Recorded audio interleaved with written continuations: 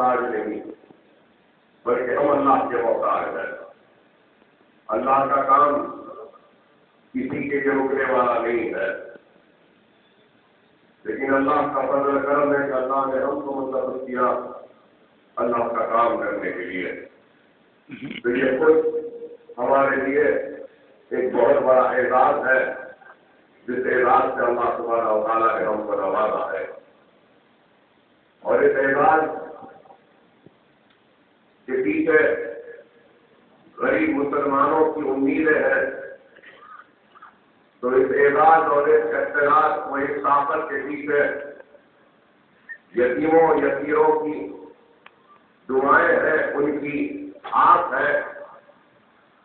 تو کئی بے روزگار نوجوانوں کی امیدیں بھی ہم سے وابستہ ہے کہ اللہ نے اگر اتنی بڑی کامیابی سے ہم کو نوازا ہے تو ہم کو اس بات کا بھی احساس ہے کہ کامیابی جتنی بڑی ہوگی عوام کی امید و توقعات کی اور زیادہ اور بڑی ہو جاتی ہے۔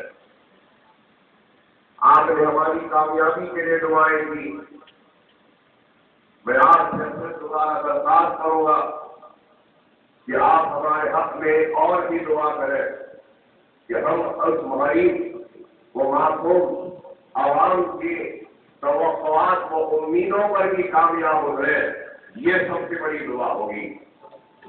ایک کامیابی صرف ایک لمحے میں جو حاصل ہوتی ہے، میری نظر میں وہ کامیابی بڑی نہیں ہوگی۔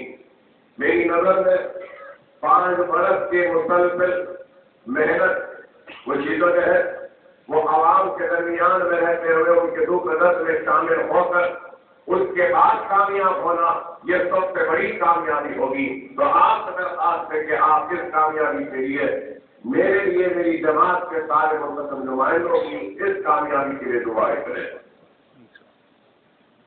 اس کامیابی سے پہلے آپ نے ہمارے جلسوں میں بھی سنا ہوگا کہ ہم یہی بات بار بار دہراتے رہے کہ میدان کربلا سے لے کر آج کی تاریخ تک بھی حق کا مقابلہ باطل سے ہوا۔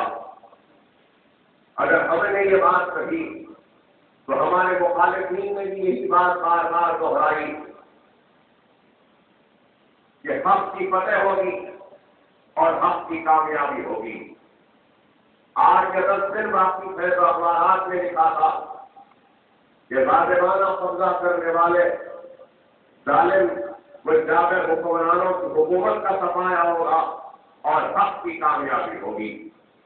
اور اللہ سبحانہ و تعالیٰ نے مجلس اتحاد المسلمین کو کامیابی دے کر ان تمام عناصر کے سامنے یہ بات کھل کر رکھ دی، صاف اور واضح طور پر رکھ دی کہ مجلس اتحاد المسلمین حق ہے اور مسلمانوں کا اتحاد حق ہے اور مجلس اتحاد المسلمین وہی کامیاب ہے۔ اور میں امید کرتا ہوں کہ ان ذہنوں سے جو اپنے نہیں بلکہ 30 برس میں اس جدوجہد میں ہے،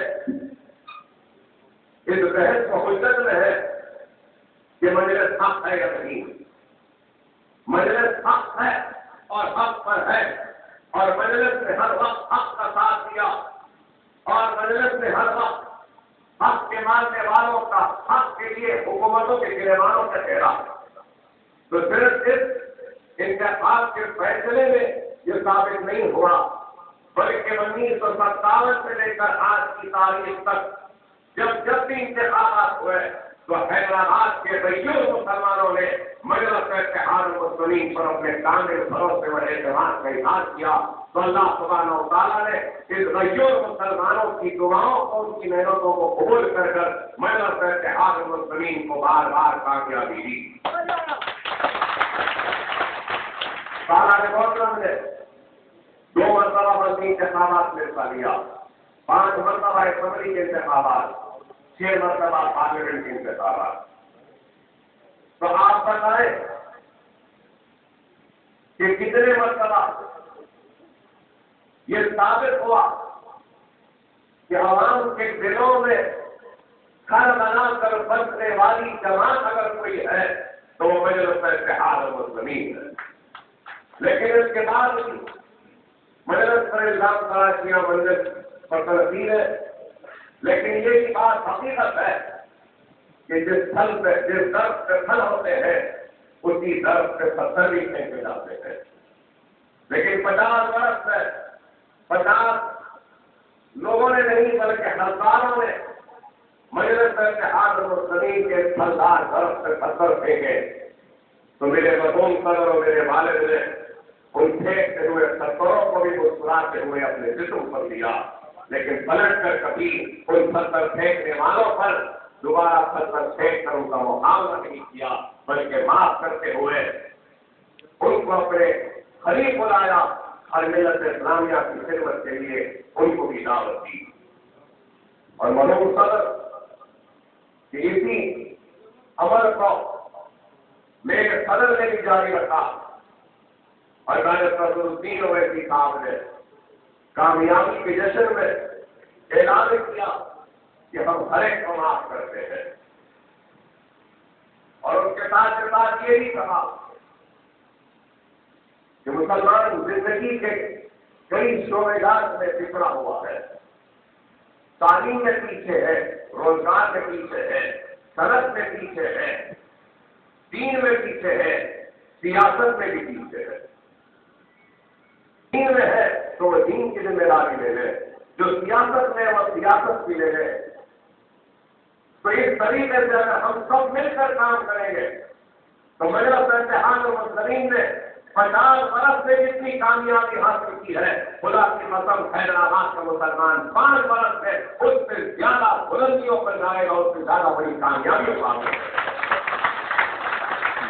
لیکن اب قوم کو بدنصیبی ہماری یہی رہی کہ جب ایک مسلمان آگے بڑھتا ہے تو اس کو پھینکنے والے بس تیار ہو جاتے ہیں. یہی ہمارے قوم کی بدنصیبی رہی. ہندوستان میں مسلمانوں کی قیادت کبھی ابھر ہی نہیں پائی. ہندوستان میں مسلمانوں کی قیادت